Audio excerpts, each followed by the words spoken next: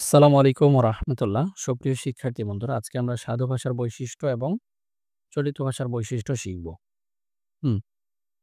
তো সাধু ভাষায় আমরা গত পর্ব দেখিয়েছি যে এখানে ক্রিয়াপদটা হচ্ছে পূর্ণাঙ্গ। এটা এখানে দিয়েছে যে সাধু ভাষায় ক্রিয়াপদের রূপ হচ্ছে পূর্ণাঙ্গ এবং সাধু ভাষায় সর্বনাম পদের রূপটাও পূর্ণাঙ্গ। যেমন করিয়াছি। এটাই কিন্তু চলিত ভাষায় যখন যাবে তখন কিন্তু এটা সংক্ষিপ্ত, যেমন করেছি। গিয়াছি হচ্ছে সাধু ভাষায় পূর্ণাঙ্গ হিসেবে ব্যবহৃত হয়েছে। সংক্ষিপ্ততে সেটা গিয়েছি হয়ে যাবে। তো আমরা কি শিখলাম? যে সাধু ভাষার বৈশিষ্ট্য হলো এখানে ক্রিয়াপদের রূপটা হচ্ছে পূর্ণাঙ্গ, সর্বনাম পদের রূপ পূর্ণাঙ্গ। সাধু ভাষায় অনুসর্গের যে রূপ সেটিও পূর্ণরূপে ব্যবহৃত হয়। যেমন হইতে। যদি আমরা চলিত ভাষায় লিখি তাহলে এই ইটা লোপ পেয়ে হয়ে যাবে হতে। তো এখানে অনুসর্গেও কি পূর্ণরূপে ব্যবহৃত হয়। সাধু ভাষায় তৎসম শব্দের প্রয়োগ বেশি। তৎসম মানে বলেছে যে সংস্কৃত ভাষার শব্দ। যেমন মস্তক, হস্ত, ঘৃত, ধৌত এগুলো হচ্ছে সংস্কৃত ভাষার শব্দ। এরপরে দেখো সাধু ভাষার উচ্চারণটা হচ্ছে গুরু গম্ভীর। মস্তক, হস্ত, ধৌত শোনো শব্দগুলো কিছুটা গুরু গম্ভীর টাইপের। কিন্তু যেমন এই হস্তটাকে আমি চলিত ভাষায় বলবো তখন এটা হয়ে যাবে হাত, মাথা। তো ধোয়া। তো বিষয় হলো ৪ টা পয়েন্ট বলেছি।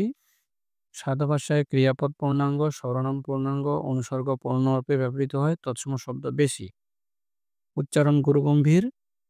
সাধু ভাষায় সুনির্ধারিত কি ব্যাকরণের অনুসারী, অর্থাৎ সাধু ভাষা ব্যাকরণের নিয়ম অনুসরণ করেই চলে এবং এর কাঠামোটা অপরিবর্তনীয়। সাধু ভাষা বক্তৃতা এবং নাটকের সংলাপের অনুপযোগী, এমসিকিউর জন্য গুরুত্বপূর্ণ। ভালো করে এটা শিখবে।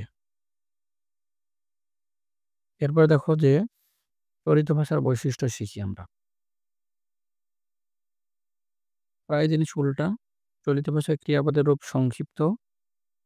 চলিত ভাষায় সর্বনাম পদের রূপ হচ্ছে সংক্ষিপ্ত। অনুসর্গের সংক্ষিপ্ত রূপ ব্যবহৃত হয়, যেমন করেছি, গিয়েছি হচ্ছে ক্রিয়াপদ, তারা তাদের সর্বনাম পদ, হতে দিয়ে অনুসর্গ।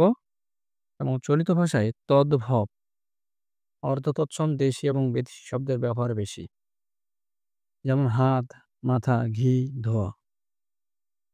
তো চলিত ভাষার উচ্চারণটা হচ্ছে হালকা ও গতিশীল। চলিত ভাষা হচ্ছে পরিবর্তনশীল। চলিত ভাষা হচ্ছে কিছুটা চটুল, জীবন্ত এবং লোকায়ত। তো চটুল মানে হচ্ছে খুব সহজভাবে মানুষের ব্যবহার উপযোগী একটি ভাষা। তো জীবন্ত বলতে এখানে বোঝাচ্ছে যে মানুষের বাস্তব জীবনের যে ইমোশন, তাদের ভালো লাগা মন্দ লাগাগুলো যেন এই ভাষার মাধ্যমে প্রাণ ফিরে পায়। তো খুব সহজে মানে প্রকাশযোগ্য এমন, এবং মানুষের মধ্যে এটা বেশি ব্যবহার হয়। তো প্রিয় শিক্ষার্থী বন্ধুরা, আমরা আজকে এ পর্যন্তই রাখছি ভিডিওটি। পরের পর্বে আমরা সাধু ভাষা এবং চলিত ভাষার পার্থক্য শিখব ইনশাআল্লাহ। আশা করছি সে পর্যন্ত আমাদের সঙ্গেই থাকবে।